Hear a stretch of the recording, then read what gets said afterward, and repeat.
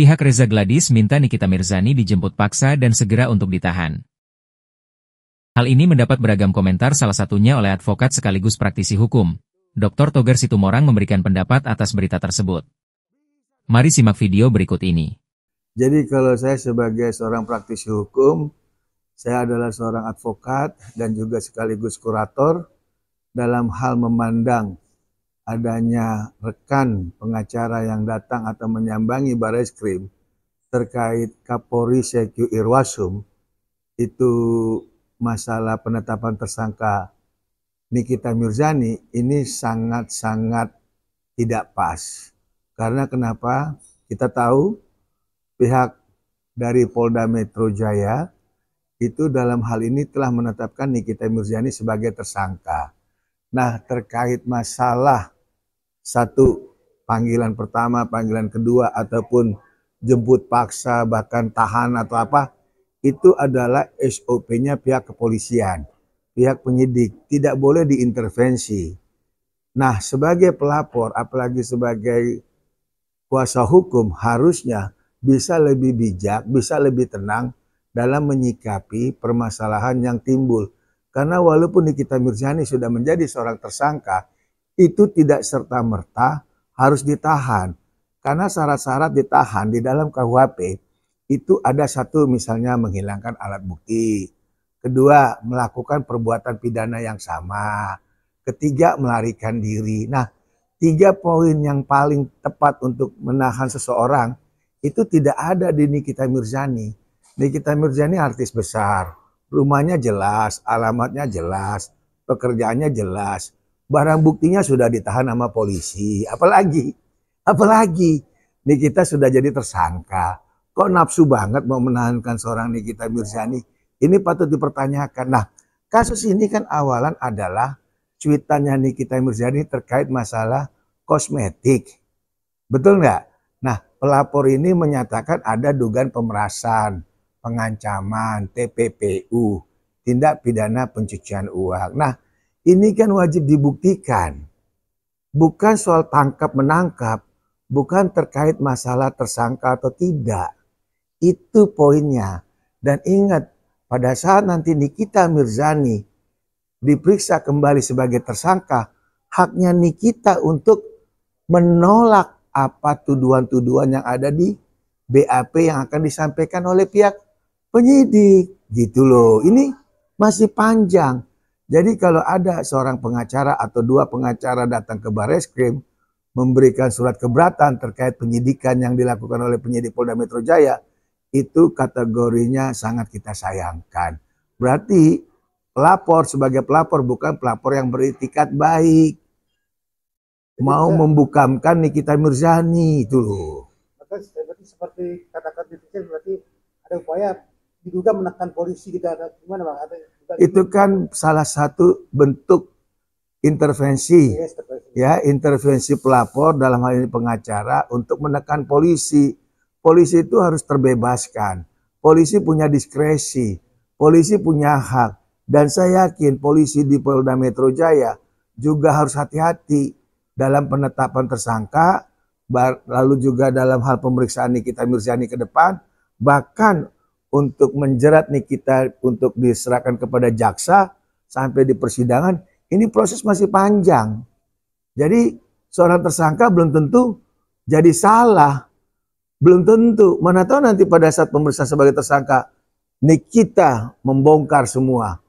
Jangan lupa tadi saya bilang kan produknya produk bermasalah yang diobrolin sama Nikita. Lalu ada komunikasi, bukan ke Nikita, tapi ke seseorang, lantas disalurin kepada ART asistennya Nikita Mirzani, dan pembayaran uang 4M kan nggak seketika.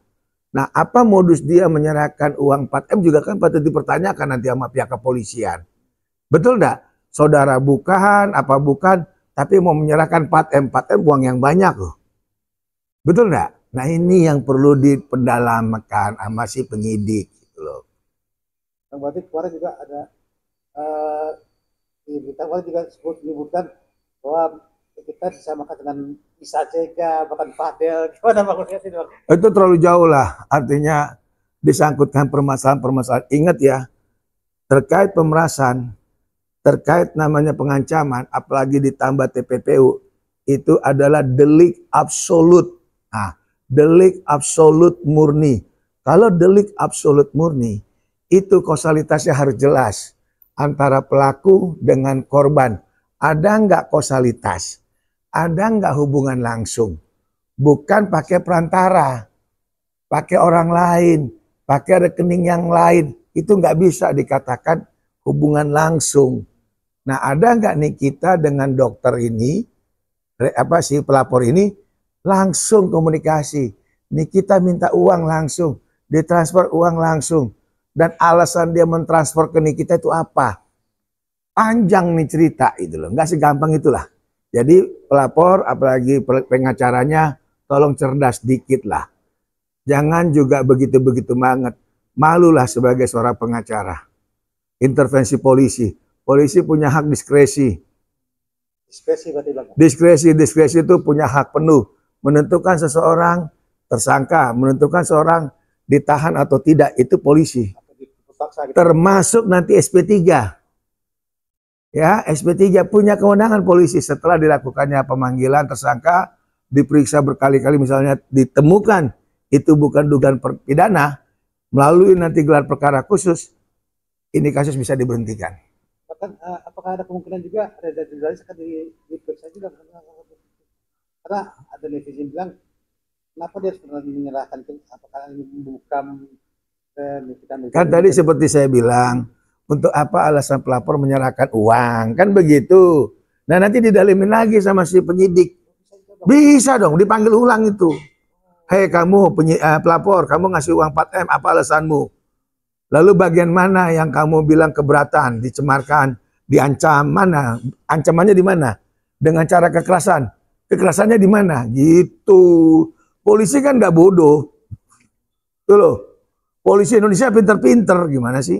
Tapi tidak benar kalau misalnya dia kata equality before the law atau gimana itu kemarin. Equality before the law itu kan hanya norma dan ajas ya. Tapi yang utama adalah perception of innocence, mengajukan semacam apa sesuatu yang belum ada putusan tetap dari pengadilan. Nih kita masih orang bebas, tersangka bukan kiamat. Masih banyak proses-proses, masih banyak celah-celah hukum yang bisa dilakukan seorang Nikita Mirzani. Maka masih bisa menolak. Waktu BAP sebagai tersangka, dia berhak menolak, itu diatur undang-undang. Oh saya nggak terima duit, oh saya ini, itu dia silakan. Polisi kan punya cara tertentu. Bahkan kalau nanti pengacaranya kita lebih pintar, bisa digugat kok.